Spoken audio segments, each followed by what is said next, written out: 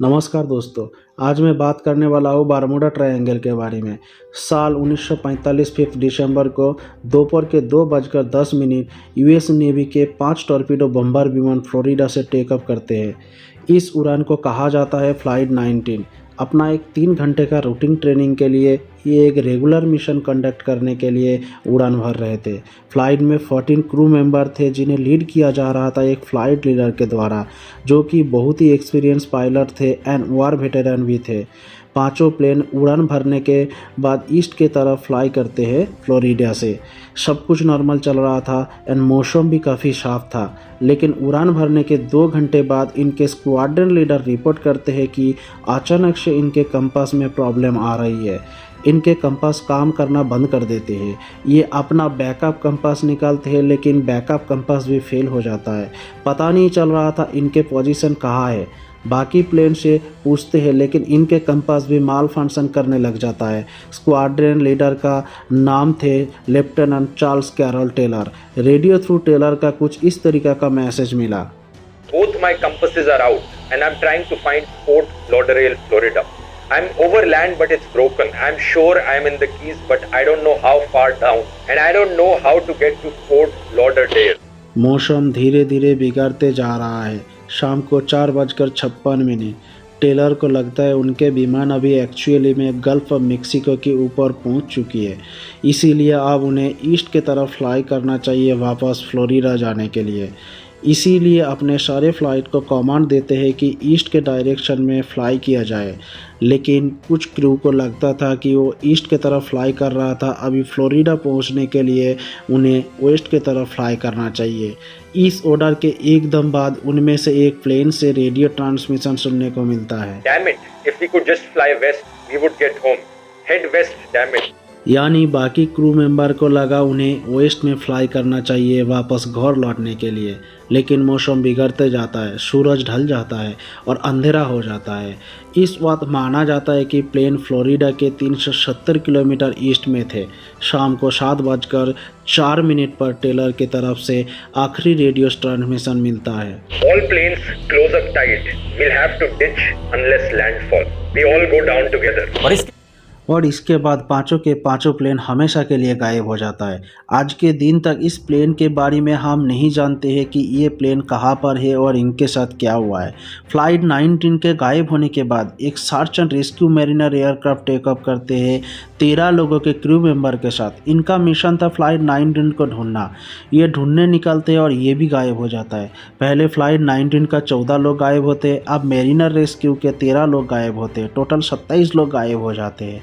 इसके बाद कई दिनों तक एक air and sea search operation बुलाया जाता है, उस समय का one of the largest search operation इन दोनों फ्लाइट को ढूंढने के लिए। लेकिन कोई आता पता नहीं चला, ना कोई बॉडी मिला, ना कोई एयरक्राफ्ट का टूटा हुआ हिस्सा मिला। एकदम से सब गायब हो जाता है। इंटरेस्टिंग चीज़ ये है कि जहाँ पर ये दोनों प्लेन गायब होता है उस एरिया को हम आज के दिन बरमूडा ट्रायंगल के नाम से जानते हैं। पास्ट 50 साल में लगभग 3000 शिप्स एंड 100 प्लेन्स गायब हो गया इस बरमूडा ट्रायंगल में।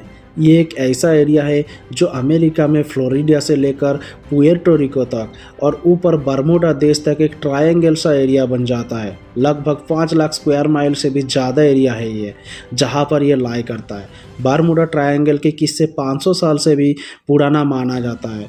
साल 1492 में क्रिस्टोफर कोलंबस जब नई दुनिया की खोज करने निकले थे, उन्होंने रिपोर्ट किए थे कि जब वो इस एरिया से निकल रहे थे उनके जहाज़ का कंपास काम करना बंद कर दिए थे, और एक रात उन्होंने जब जहाज़ से बाहर निकल के आसमान पर देखा, उन्हें एक बड़ी अजीब सी रोशनी दिखाई दी। एक स्ट्रेंज लाइट जो आग की गोला जैसा दिख रही थी, और वो आग की गोला आसमान से नीचे समुद्र में गिरते हुए देखा। यहाँ से शुरू होती है मिस्ट्री, और आने वाली सदियों में कई नाम दिया गया इस जगह का। The graveyard of the Atlantic, the sea of doom, Sargasso graveyard, ये सारे नाम 18th एंड 19th सेंचुरी में यूज़ किया जाता था। लेकिन जो बरमूडा ट्रायंगल नाम इसे पहली बार यूज़ किया गया था 1964 में। एक मैगज़ीन थी आर्गोसी नाम का, उसमें विंसेंट हाइस गडिस नाम के एक आदमी ने एक आर्टिकल लिखा था 1964 में, जिसका टाइटल था द डेडली बरमूडा ट्रायंगल। और ये पहली बार था जब बर्मुडा ट्रायंगल शब्द का यूज़ किया गया था।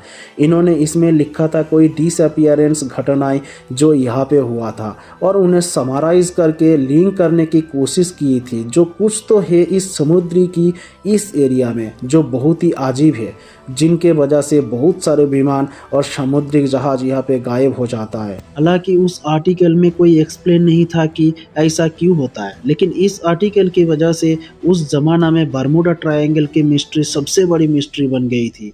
ये इतनी पॉपुलर हो गई थी कि कई सारी किताब इस पर लिखी गई, कई सारे फिल्म बनाई गई, कई सारे कंप्यूटर गेम्स बनाया गया और कुछ गाने भी लिखा गया इस बर्मुडा ट्रायंगल के ऊपर।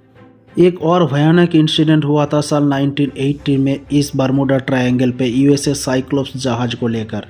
यूएस नेवी का उस समय का वन ऑफ द बिगेस्ट और one of the fastest ships जो उन्होंने बनाया था। अमेरिका का नेवी के लिए ये एक बहुत इम्पॉर्टेंट एसेट था, स्पेशली तब जब अमेरिका ने वर्ल्ड वॉर 1 में हिस्सा लेना चालू किया। ये ट्रूप्स एंड कोल ट्रांसपोर्टेशन के लिए यूज़ किया जाता था। 4 मार्च 1918 को 306 लोग बैठे थे इस यूएसएस साइक्लोप्स में। वाशिंगटन के एक शहर है बल्टीमोर, वहाँ से ये जहाज़ रवाना हुआ ब्राज़ील के तरफ। लोगों के अलावा इस जहाज में 11,000 टन मैंगानीज भी थे। ये रास्ता तैयार करने में करीब 9 दिन का समय लगना था। ये जहाज़ सही सलामत रवाना हुआ, मौसम सही था, शिप के तरफ से मैसेज आया वेदर फेयर ऑल वेल, लेकिन ये आखिरी मैसेज था जहाज़ की तरफ से। जहाज़ अपने रास्ते निकले लेकिन इसका कोई आता पता नहीं चला। इसने सबको चौंका कर रख दिया। यूएस नेवी की सबसे बड़ा शिप कैसे अचानक से गायब हो सकता है? इससे भी ज़्यादा खौफनाक और डरावनी है एलेन ऑस्टिन मिस्ट्री। साल 1881 में एक 210 फीट लंबा जहाज़ था एलेन ऑस्टिन नाम से, लंदन से न्यूयॉर्क जा रहा था। बहुत आम बात था उस टाइम पे, बहुत सारे जहाज़ ये काम किया करते थे। रास्ते में जाते जाते एलेन ऑस्टिन को एक अनजान जहाज़ दिखता है, एक अनआइडेंटिफाइड शिप बर्मुडा ट्रायंगल के पास। बाहर से देखने में ये अनजान जहाज़ बिल्कुल नॉर्मल दिखता है, लेकिन इनके अंदर कोई इंसान का नाम और निशान नहीं था, कोई क्रू मेंबर ही नहीं था। तो एलेन ऑस्टिन के कैप्टन ने सोचा कि जहाज़ में जाके देखता हूँ कि क्या हुआ इस जहाज़ में। पहले उन्होंने 2 दिन तक इंतज़ार किया उस जहाज़ के पास अपने जहाज़ को लगाकर कि अगर कोई हो तो कुछ पता चल जाए, उनका कोई निशान दिख जाए, कोई रिस्पॉन्स आ जाए, लेकिन कोई रिस्पॉन्स नहीं आया 2 दिन तक। उनके बाद कैप्टन ने उस जहाज़ में अपना कदम रखा। उस जहाज़ में बहुत सारे सामान रखा था, सारी चीज़ जो जहाँ पे होनी चाहिए थी वहीं पे ही है। उस समय लोगों को पायरेट्स का डर लगा रहता था कि कोई उनके जहाज़ पर हमला ना कर दिया जाए पायरेट्स के द्वारा, लेकिन इस जहाज़ पर सारी चीज़ सही सलामत थी। एलेन ऑस्टिन के कैप्टन ने सोचा अपने कुछ क्रू मेंबर को भेज देते इस जहाज़ पर और दोनों जहाज़ को अपने साथ ही लेके चलते हैं। पहले 2 दिन दोनों जहाज़ साथ साथ आगे बढ़ते रहे, लेकिन फिर एक तूफान आ जाते हैं, दोनों के रास्ते अलग हो जाते हैं और गायब हो जाते हैं वो अनजान जहाज़। तूफान ख़त्म होने के बाद एलेन ऑस्टिन के कैप्टन उस जहाज़ को ढूंढने की कोशिश करते हैं और दूर उन्हें अपने स्पाई ग्लास से दिखाई पड़ता है वो जहाज़। जब उनके करीब पहुंचते हैं पता लगता है कि उस जहाज़ में फिर से कोई इंसान का नाम और निशान नहीं है।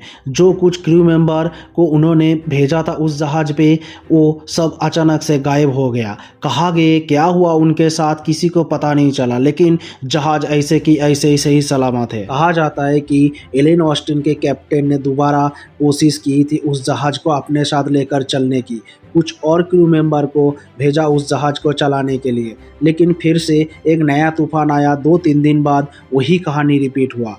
एलेन ऑस्टिन जहाज जब वापस लौटा है तो इसके ऑनर इनके कहानी को सुनकर इतना घबरा जाता है कि इस जहाज़ को बेच डालता है एक जर्मन कंपनी को, जो इस जहाज़ का नाम बदल कर रख देता है मेटा। सही सुना है आपने, जो रीनेमिंग नेम मार्क जुकरबर्ग ने फेसबुक की करी मेटा में, इस जहाज़ को भी रीनेम करके मेटा कर दिया गया बाद में। है ना कितनी दिलचस्प और लेजेंडरी कहानी। लेकिन अफसोस दोस्तों, ये घटना मोस्ट प्रोबेबली एक कहानी है, क्योंकि ये घटना इतनी पुरानी है इसकी ठीक से वेरीफाई करना पॉसिबल नहीं होती। और जो कहानियाँ हिस्टोरिकली बहुत पॉपुलर होती है, जो पीढ़ियों से चली आ रही होती है, लेकिन ढंग से वेरीफाई होना पॉसिबल नहीं होता, सच जानना पॉसिबल नहीं होता, उस कहानी को हम कहते हैं लेजेंड और अर्बन लेजेंड्स। बहुत सारे रैशनल थिंकर्स को मानना है बर्मुडा ट्रायंगल भी एक लेजेंड है, the legend of Bermuda triangle. Bermuda triangle के पीछे क्या कहानी है, इसको लेके कोई थ्योरीज बनाई गई है, कुछ लोग ब्लेम एलियन पर देते हैं कि एलियन ने आकर इन जहाज को, इन विमान को उड़ा ले गया होगा, अपने साथ लेकर चले गए होंगे। कुछ लोग कहते हैं कि इस जगह पे समुंदर के नीचे एक बड़ा सी मॉन्स्टर होते हैं जिन्होंने इस चीज़ों को गायब कर दिया होगा। ये सब थ्योरीज अजीब है, लेकिन हम उस थ्योरीज पर फोकस करते हैं जो कि थोड़ा साइंटिफिक है। एक एक्सप्लेनेशन दिया जाता है मैग्नेटिज्म के आधार पर। असल में बात क्या है दोस्तों, अर्थ का जो नॉर्थ पोल है और जो मैग्नेटिक नॉर्थ पोल है, दोनों अलग अलग पॉइंट है। तो जब आप कंपास से नॉर्थ के डायरेक्शन में देखते हैं तो वो मैग्नेटिक नॉर्थ पोल के तरफ पॉइंट कर रहा होता है, लेकिन जो एक्चुअल में नॉर्थ पोल है वो थोड़ा सा अलग होता है, उसे जियोग्राफिक नॉर्थ पोल कहता है। आप इस फोटो में देख सकते हैं कि एक्चुअल में जियोग्राफिक और मैग्नेटिक पोल में कितना डिफरेंस है।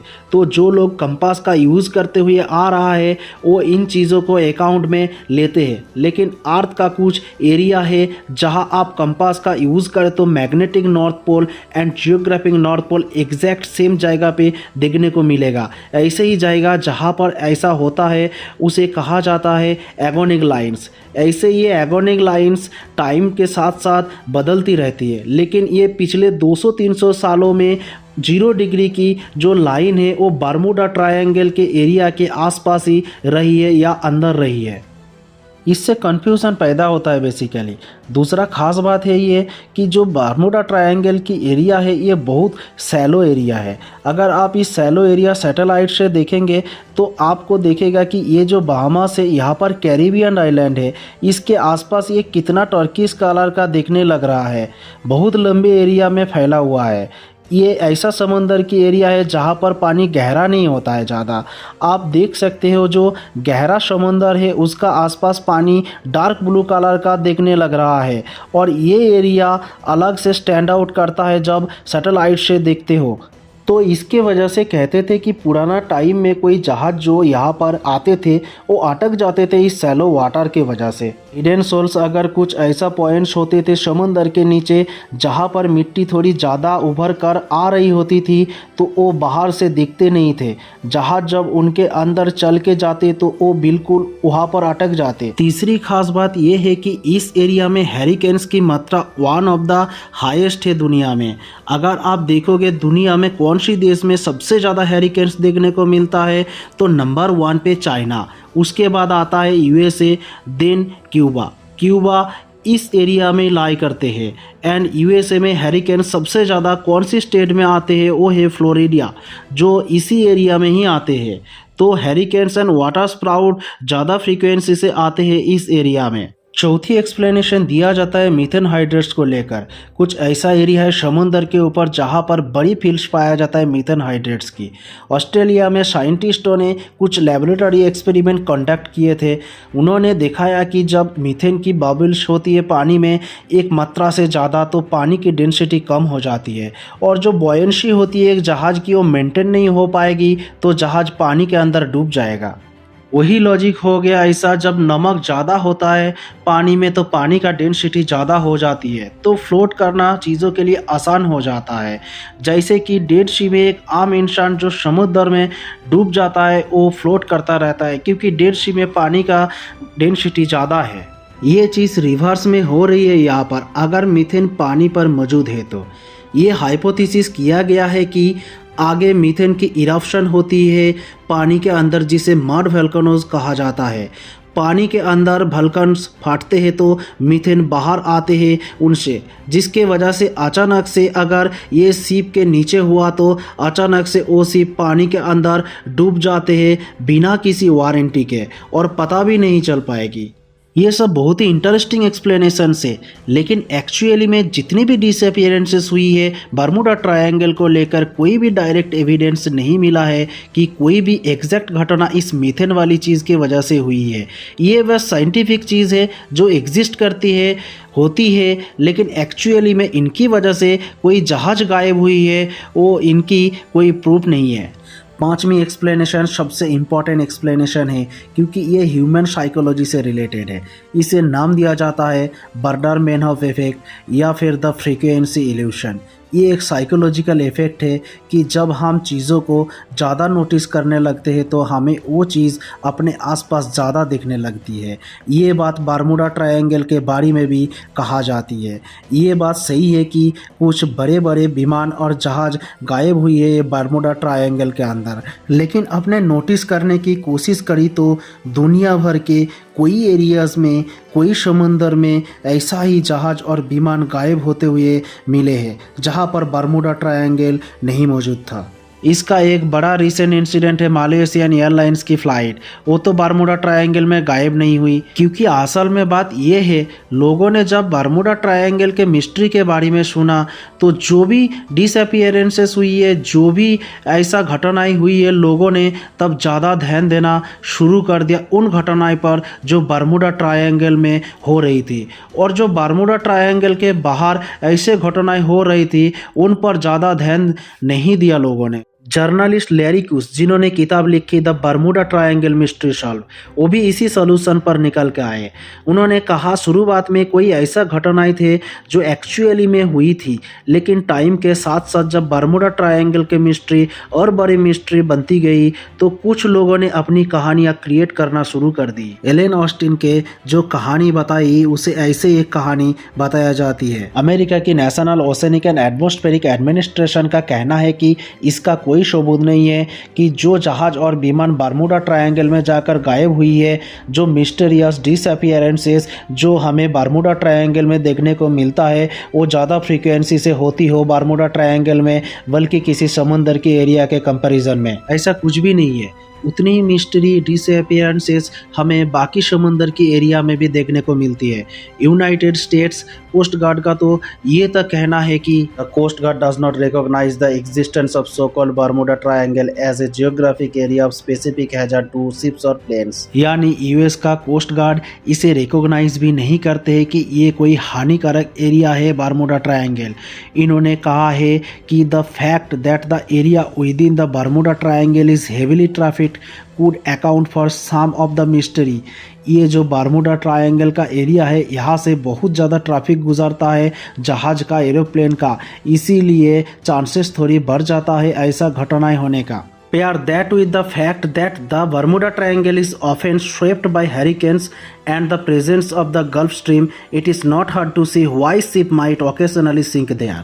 इसके अलावा आप अगर इस चीज़ों को ध्यान में रखेंगे कि यहाँ सबसे ज़्यादा हैरिकेन्स आता है और यहाँ के पानी ज़्यादा सैलो है तो आपको सीधा सीधा बर्मुडा ट्रायंगल का मिस्ट्री का जवाब मिल गया। वैसे ज़्यादा हैरिकेन्स के बावजूद भी WWF ने जब अपनी डिटेल स्टडी कंडक्ट करी थी 2013 में for world's 10 most dangerous bodies of water for shipping, तो उन टॉप 10 मोस्ट डेंजरस वाटर में बर्मुडा ट्रायंगल का एरिया आता तक नहीं था। तो सिंपली कहे तो इन सारे मिस्ट्री डिसअपियरेंसेस का बर्मुडा ट्रायंगल से कुछ लेना देना नहीं था। और अगर आप पूछेंगे कि कोलंबस ने जो देखा था वो आग का गोला आसमान से पानी के अंदर गिर रहा था, वो क्या था, उसका भी एक सिंपल साइंस है। साइंटिस्ट का मानना है कि वो एक्चुअली में एक मीटियर था जो क्रिस्टोफर कोलंबस ने देखा था।